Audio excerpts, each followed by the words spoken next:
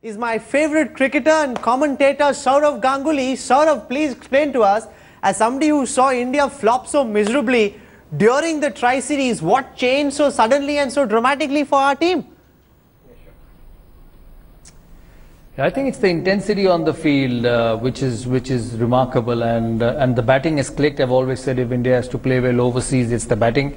The good thing for India also, the toss has gone their way both the games. I think toss was very crucial in this game, and even in the game against Pakistan, batting first on these pitches are completely different than in a day-night game. Also, you got to give credit to India, the way India played. They've just looked a much improved side all around. Their batting, their bowling, their fielding, the intensity on the field, the captaincy of Mahendra Singh Dhoni.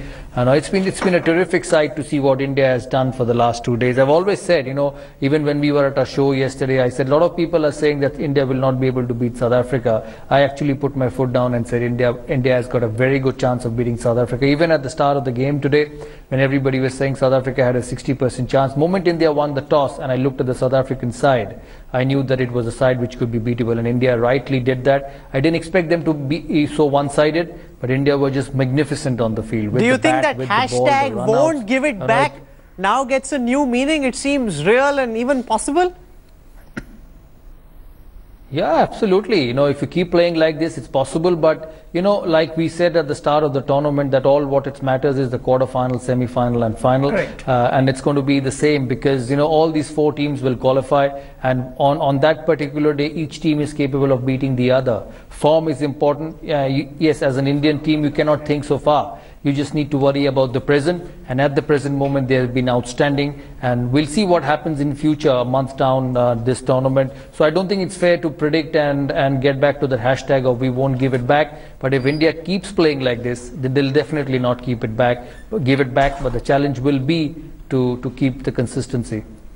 What did you make of the Indian bowling? It almost seemed as if when the Indian team was fielding, that South Africa was fielding and South Africa was batting. But the bowling seemed to have been very, very sharp, Dada, in comparison with what we saw just a couple of weeks ago.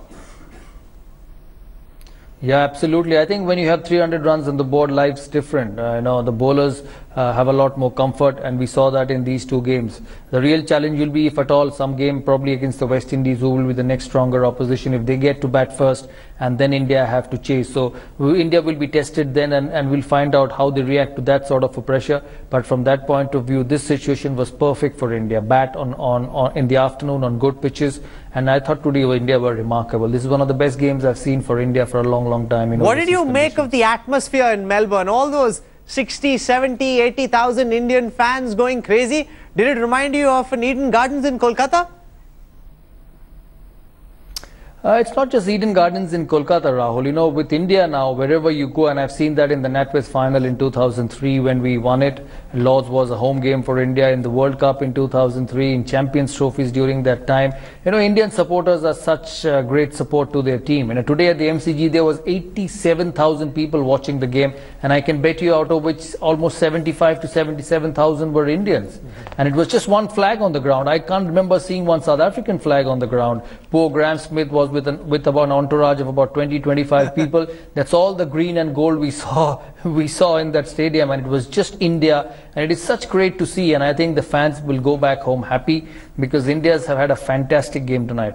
Shikhar Dhawan was the butt of a lot of jokes going into the World Cup. People seriously questioned whether he had any business being in the team at all. Some said maybe he should spend some time with his in-laws who stay in Australia, and suddenly he turned it around. And how? What did you make of his innings, Dada?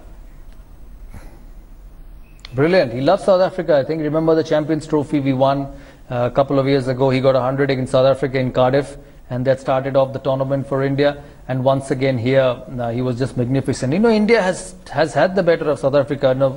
Just about a year ago, when the World T20 was happening in Bangladesh, and South Africa lost in the semi-finals to India. Once again India batted first, got a big score, and South Africa couldn't chase it.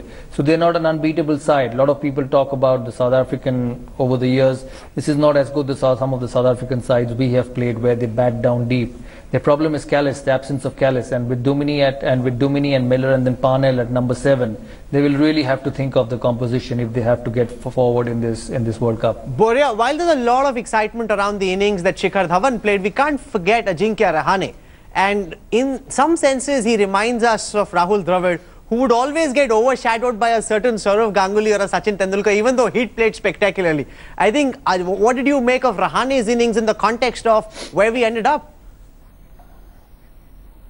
With due respect to Rahul Dravid, I don't think Rahul Dravid was ever as good a one-day player as Ajinkya Rahane is. I mean, I was watching the World Cup, today's match with Sachin Tendulkar in that Anzac box, and the moment Ajinkya Rahane got going, and Sachin said, he's your X-factor player in this World Cup. I've said this on our show. In fact, the show with that Sourav and Sachin did with me for headlines today, Sachin made this point, Sourav made this point. I think Ajinkya Rahane is a cracker of a one-day player. I don't think Rahul Dravid had his range of shots. He was a very good utility one-day player, but not as good as Ajinkya Rahane. Today, I thought Shikhar Dhawan was given that cushion by Ajinkya Rahane. He just took off. 79 of 60, hitting Dale Steyn back over the bowler's head for 6. It was unbelievable. And that little man, he's a power dynamo. You know, last match he missed out batting at 7. Test series, he was brilliant. One day he is brilliant. He is perhaps the future batting star for India alongside Virat Kohli.